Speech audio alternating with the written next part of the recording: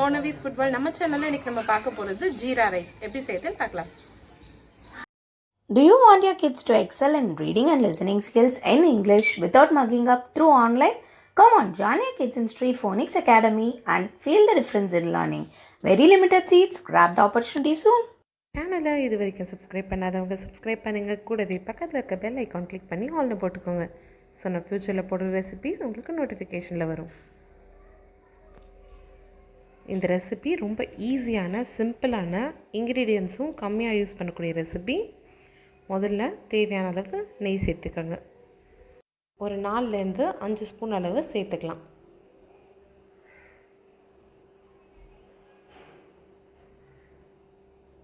நெய் நல்லா உருகினதும் அதில் 1 ஸ்பூன் அளவு சீரகம் இதை சேர்த்துக்கலாம்.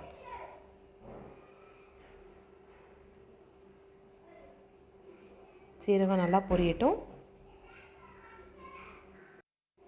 இப்போ நறுக்கி வச்சு 4 பச்சை மிளகாயை சேர்த்துக்கலாம். பச்சை மிளகாயும் நல்லா பொரியணும். உங்களுக்கு கூடவே நல்லா எக்ஸ்ட்ரா ஃப்ளேவர்ஸ் வேணும்னா ஒரு 2 பிரிஞ்சி இலையை கூட சேர்த்துக்கோங்க. பட் அது ஆப்ஷனல் தான், நான் சேர்த்துக்கல. உங்களுக்கு தேவைப்பட்டுச்சுன்னா சேர்த்துக்கோங்க. இதெல்லாம் நல்லா பொரிஞ்சு வதங்கி வரணும். பச்சை மிளகாய் நல்லா பொரிஞ்சிருச்சு.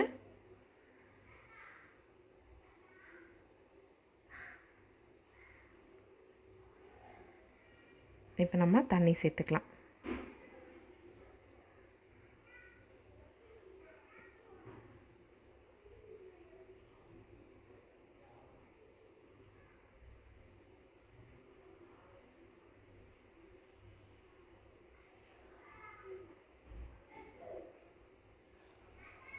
மூணே 3/4 கப் அளவு தண்ணி சேர்த்துருக்கோம். 2.5 கப் அளவு அரிசிக்கு 3/4 கப் அளவு தண்ணி. ஸோ 1க்கு 1.5 தண்ணி. 1 கப் அரிசிக்கு 1.5 கப் அளவு தண்ணி சேர்த்துருக்கோம். இந்த தண்ணியில் நம்ம அரிசிக்கு தேவையான உப்பை சேர்த்துக்கலாம்.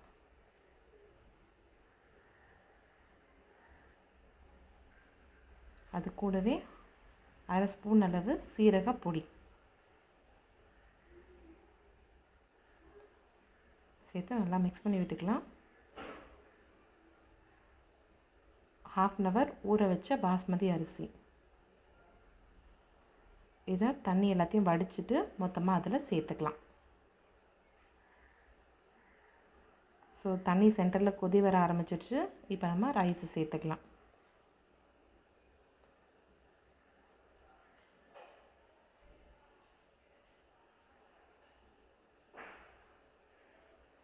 அரிசியில் கொஞ்சம் கூட தண்ணி இல்லாமல் மொத்தமாக வடித்து சேர்த்துக்கோங்க.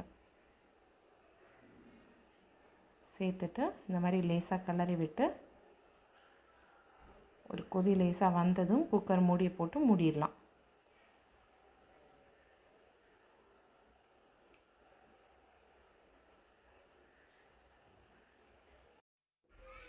தண்ணி லேசாக கொதி வந்தாச்சு. இப்போ குக்கர் மூடியை போட்டு க்ளோஸ் பண்ணி ஒரு விசில் வச்சு விசில் அடங்கினதும் ஓப்பன் பண்ணி பார்க்கலாம்.